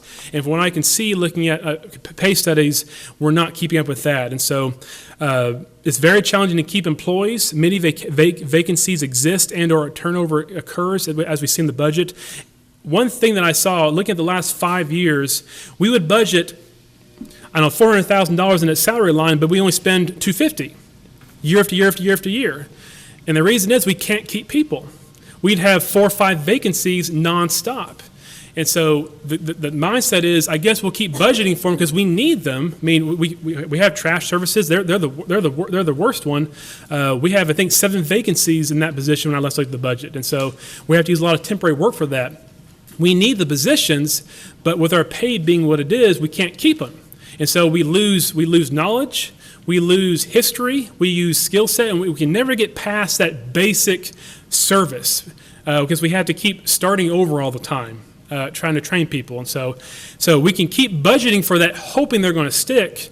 But after 5 years of experience, we see that's not happening. We can try to start tackling the true issue, which is, in my opinion, the pay. So in my proposed budget here, I do propose a 2% COLA, which is across the board. Again, we have three funds. We have the general fund, the water and sewer fund, and the sanitation fund. I didn't want to give one fund a higher COLA than another fund, so I had to try to find a COLA that matched all 3 funds across the board, and 2 was what I could get and still get some work done vis-a-vis the equipment we need to buy. And I also am proposing that we do a comparable pay study ourselves. Look at 10, 12 other communities our size, and over the next several years, I want to emphasize that, not overnight, over the next several years, start to shift our pay schedule to the midpoint. I did this in my last community. When I arrived in Nebraska City 5 years ago, almost 6 years ago now, our pay was like we are here, well below the median point. And so we did a study, brought in a third-party unbiased person because there's a lot of work that goes in these studies. It's beyond what I can get done with my time schedule. Look at 10 other communities, find the midpoint, and then over the next several years start to shift ourselves. That way we can allow the tax dollars to acclimate. One big jump over 1 year is not doable. We cannot get caught up in 20 years in 1 year. But if we acclimate ourselves over a number of years, we can get there. And with that, too, some other mechanisms we can put into this. One thing that I did in Nebraska City was, the phrase I used was, you don't own the step, you own the pay. I know Ms. Portugal and I talked about that here a few weeks ago. So if you're on step 6 this year, you may be on step 4 next year. That's a way of allowing the budget to acclimate over time instead of taking the big hits one year after another. That way our taxpayers can slowly move into that while shifting our pay scale long term to where it needs to be to keep talented employees. Now that, obviously there's a little bit of an increase each year with that, but the impact is much more manageable than having to try to catch up in 1, 2, 3 years with just drastic jumps from step 5 to 5 to 5 like that type situation. So that was my first priority that I put in my budget here, is to give the employees a 2% COLA, as well as a fund for a comparable pay study for next year. The next priority that I have in my budget that I propose to you is to replace some outdated equipment. In your memorandum, you'll see a long table of large capital improvements, capital outlays that we budgeted for: bulldozers, backhoes, trucks, all kinds of things. One thing you'll see in there pretty predominantly is equipment from 1976 to 2000. We have a 1976 dozer that needs to be replaced. We have a 1982 motor grader that needs to be replaced. We have several 1900, 1990s pickup trucks that need to be replaced. We have a 2002 claw truck that needs to be replaced, boom truck and sanitation. We have a lot of old things that need to be replaced. And so with my proposed budget, I'm proposing some outright as money allows and some loan lease purchases as allowed by state statute. As I see in our budget, we've been doing more outright purchases year after year. Now, obviously you have no debt with that, but you're limited to one or two things a year. When you have a fleet of 300 pieces of equipment or more, they don't all wait in line for the next 300 years. And so you have to start replacing things pretty quickly, and the way to do that financially is to get low interest loans in order to replace them at one time, and then pay it off for about 3 to 5 years, in some cases 10 years. That way you can keep your fleet going, keep your fleet moving, and not have to move things down the road to be replaced. Because like a 1976 dozer, it's going to come calling one of these days. So I proposed that in our budget here, do some loan leases, and in some cases outright purchases when it's available as well. Let's see here. In addition, we are also looking at performing some considerable work out of our water treatment plant. There's a lot of work out there that needs to be done. We want to keep ahead of that so we can avoid having another large capital project in the water treatment plant. So we budgeted some expenses out there. And we are also getting toward our wastewater treatment facility. We discussed this last meeting or the meeting before that. We budgeted $428,000. We basically taken this year's budget, carried it forward, and added a little bit to help kind of bridge the gap between now and when financing can get here. And so that way we can keep the work going and not stall and until the loan or the bond arrives, so we can get that done. So I budgeted that in our budget, and it's balanced with that. Any questions on equipment replacement? Next priority I have is 2 new positions. Again, in my 3 months after working with staff and talking to several council members, actually, I believe it important that we go ahead and pull the trigger and hire a city planner. We're large enough, we're complicated enough, we're complex enough, we're growing enough to warrant a person whose job is to oversee zoning and planning and take that off of existing staff. That way it allows our engineer to do engineering work, allows our staff to do upfront staff work, our building official to do building official work. Planning and zoning is a very, very important board we have. It's right up there in the top for most influential boards.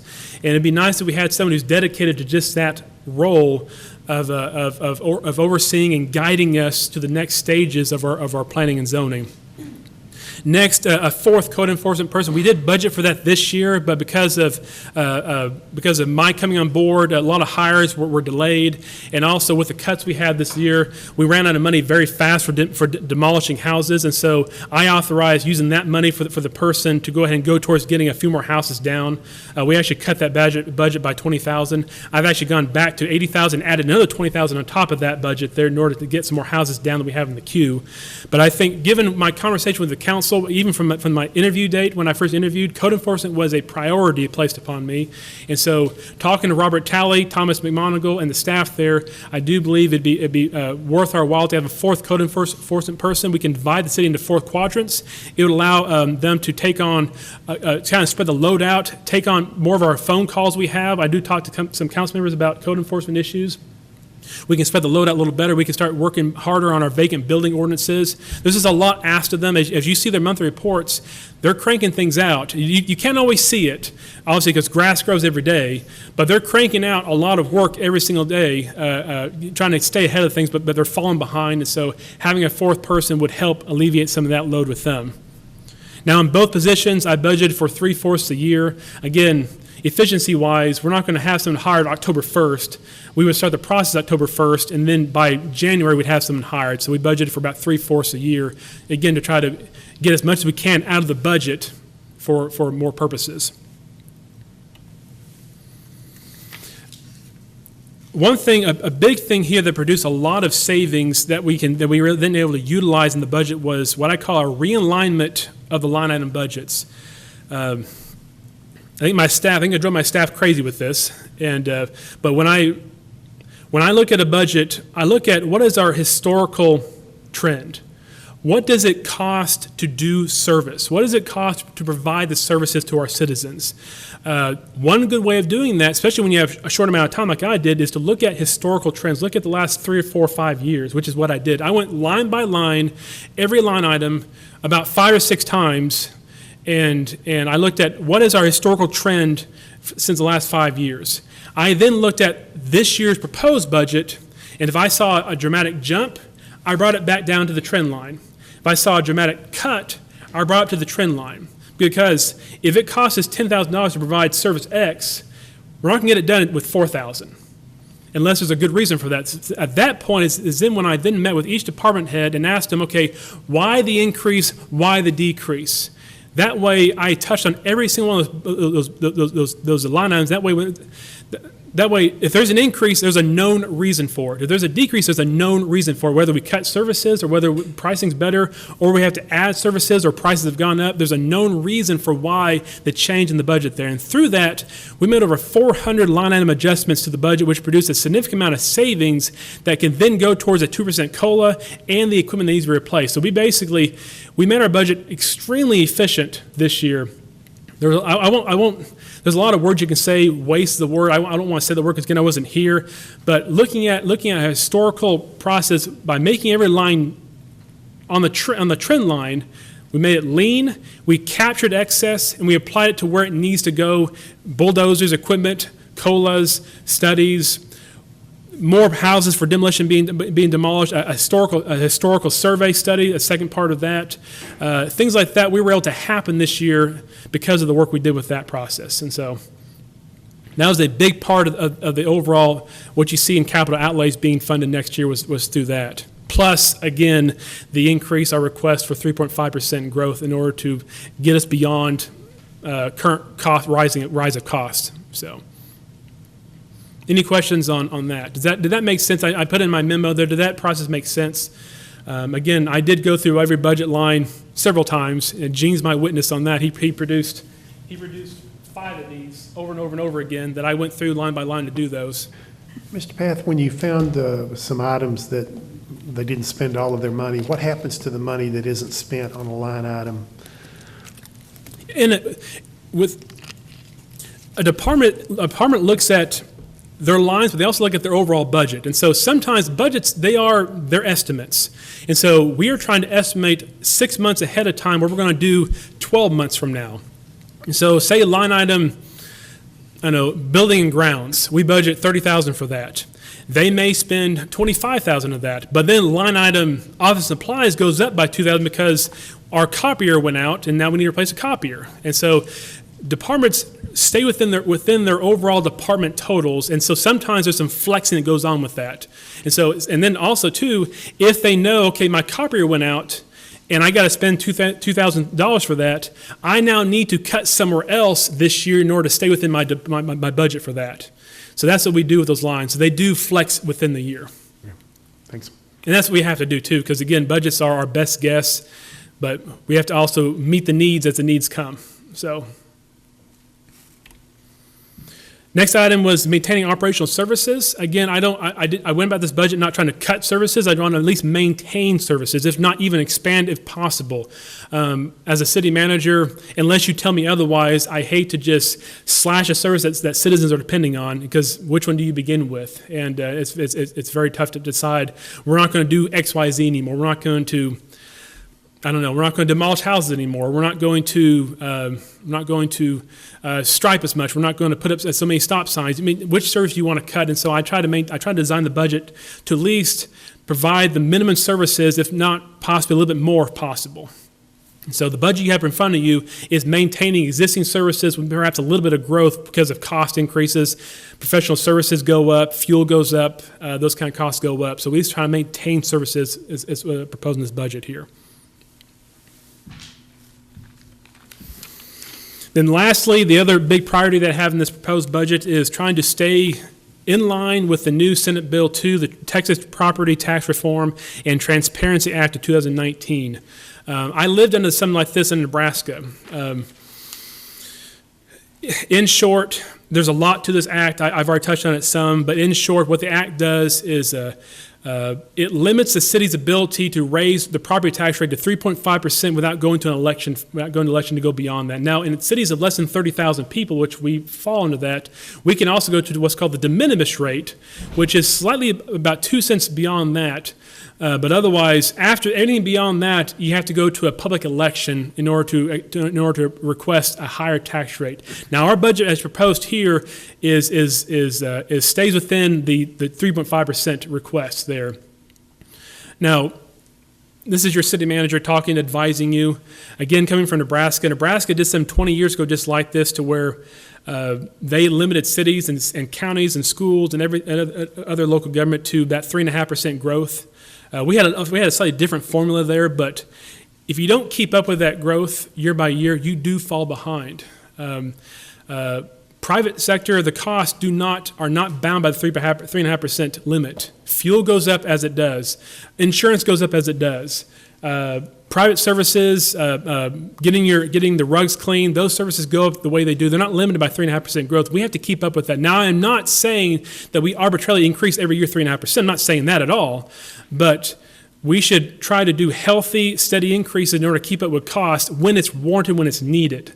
And so to fall behind is to be left behind when it comes to this kind of act here. And there's a lot of examples in Nebraska of that happening. In fact, in the city of Nebraska, we had multiple governments. The airport authority there was a separate governing body under the city, but still separate.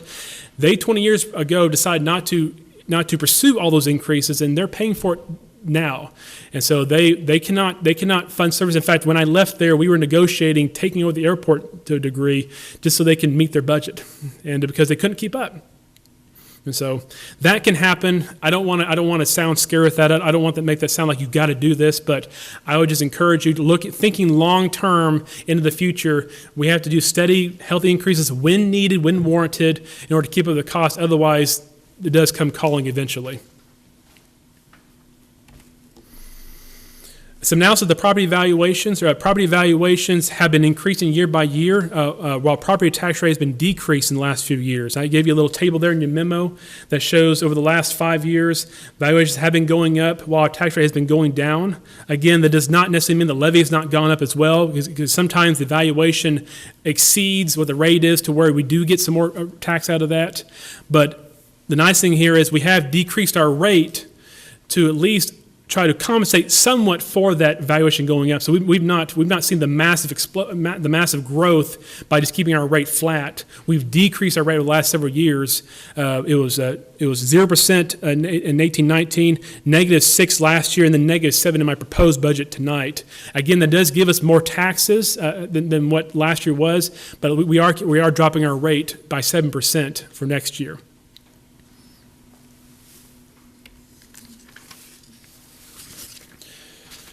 Property tax rate again.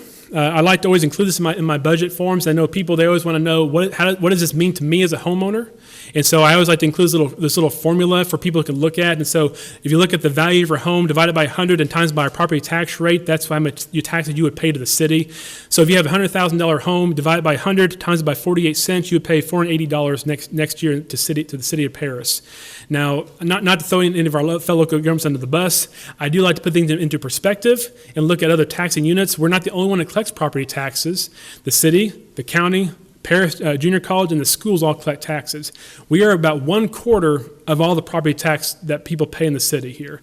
And so, again, I don't want to throw anyone under the bus with that at all. That's not what I'm trying to do here, but I'd like for us to keep perspective as to our 3.5% growth, while critical to our operations, is not a whole lot of moving the needle over the overall property tax rate that citizens face there. Now, again, I don't want you to think, okay, we can just do what we want to. The same taxpayers that you answer to them as well, so you have to do what's right for the taxpayers. But I like to always kind of expand your thoughts there to think about what's the overall tax bill that we're going to charge versus what everyone else is doing as well. So Revenue, I highlighted a few high-dollar revenue items here for you. Again, you have these in your exhibits. Exhibit A provided a thorough breakdown of all revenues line by line. The significant ones here in the proposed budget is $7.46 million for property taxes, $7.36 for sales tax, franchise fees, which is Encore, Atmos, Gas, Sudden Link, and so forth, about $2.275 million. Water and sewer, which is franchise fee and administration fees, about $1.7 million. Sanitation fee, $300,000. EMS and county, about $2.8 million. Then the other significant revenue sources, sewer is $6.6 million, water is $8 million, and sanitation fees being $1.15 million. That's our significant revenue source. Everything else makes it the balance there. All the other 100 line items there make up the balance for everything else with that. This one's kind of hard to read. I apologize. This is in your memo. This is the breakdown by department, operational department here by city council, city manager, parks, streets, and so forth. You can see the individual budgets there. I had that in your memo for that. Capital outlay, again, hard to read, I apologize here, but again, these, through the work we did through the realignment process, trying to capture funds and use them more efficiently through the 3.5% growth that I'm proposing here, we would get all of this here.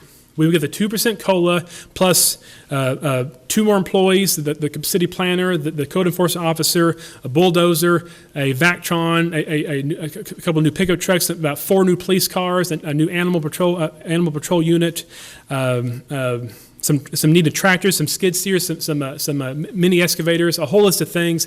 Some of them are purchased outright, some are bought via loans and liens.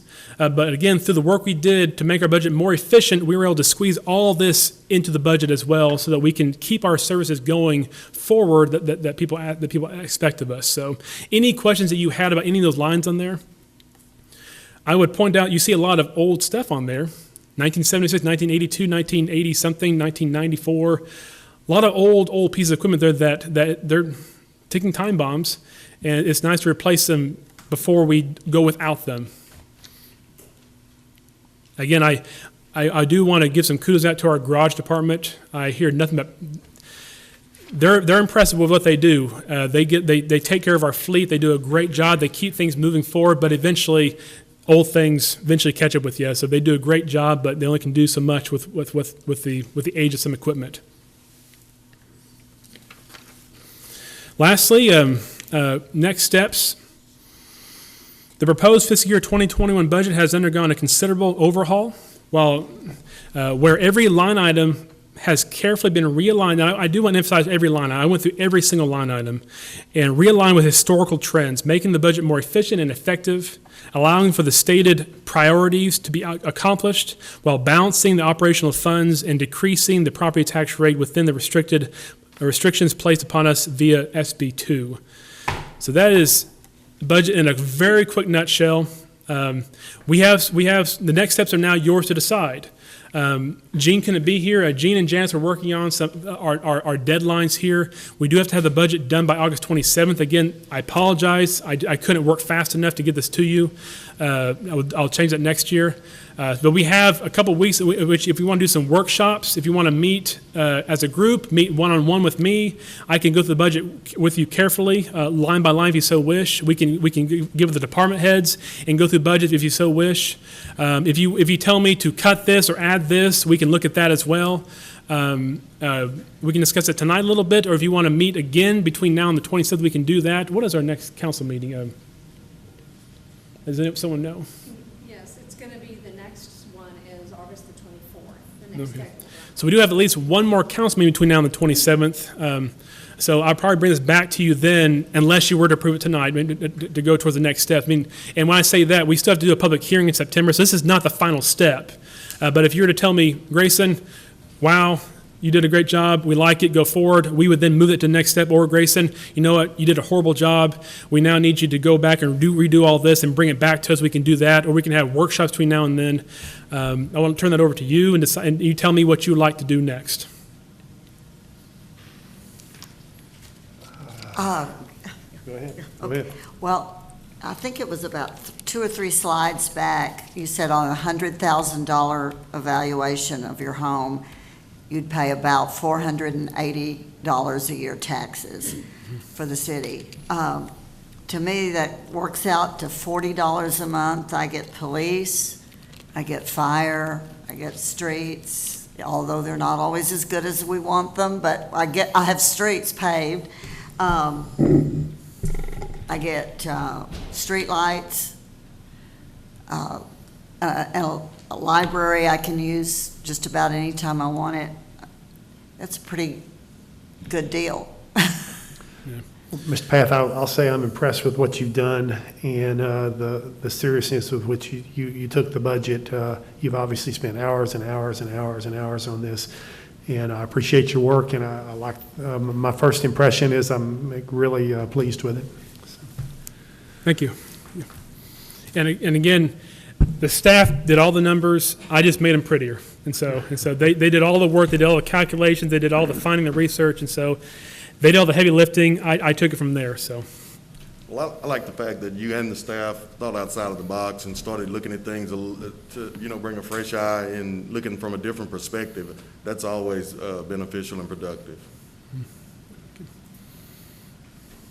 I like the adjustment in the tax rate going from 51 down to 48. That's huge. I appreciate all the hard work that you and the staff did, and, I still got numbers going around, so they're just circling around my head. But numbers are not my best, trait, but I appreciate all the work that you've done. The presentation was great.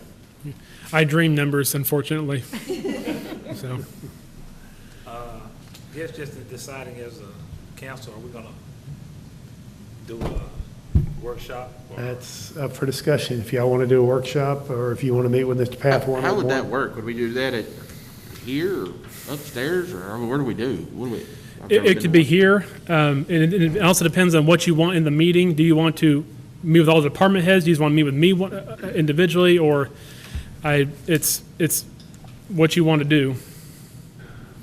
I think it'd be worth our time to have at least a meeting where we could throw out questions and study on this, and then throw out questions, and that way we can have everything spread out, and you've got all your data in front of you, and maybe your department head's close where we can answer some questions just in case.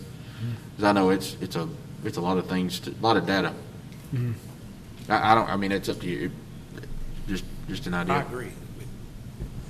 Clayton, I would love to sit down and go over it with you and the department head and then hash anything out like that.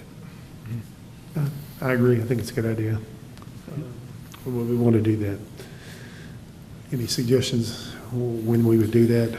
Ideally, you would all be here, ideally, and so I'm not sure what your calendars look like. We can throw out some dates here ASAP, because again, the 27th is our deadline, and 24th being the next council meeting, so we would probably need to do it. It has to be either in this week or early next week. I'm distance teaching, so I'm available during the day too, so. Okay. Anytime that anybody else can meet. Most of us can make it at 5:30 Monday. I mean, we're here tonight, so maybe a week from tonight at 5:30 Monday. Would that work for everybody? August the 17th, that's August the 17th. Okay. Yeah. And so just so I can prepare, what kind of things would you like for us to bring? Would you like some departments to be there? If so, which ones? I mean, I can have them all here. Those can be. Fire and police for sure, and EMS. Okay. Those are our three biggest, I think. And maybe the others, if they want to, or at least be available by cell phone. Yeah. Okay. Yeah, but we can't leave the new guy out. I mean, he has to come. Yeah. At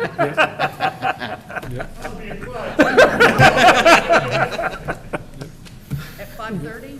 Is that when we're doing it, is it 5:30? Also water, because I think that's something we need to discuss too, is going forward, is there some, let's kind of think of some clever ways that we could maybe put some capital around for this, for our new project. Mm-hmm. Yeah.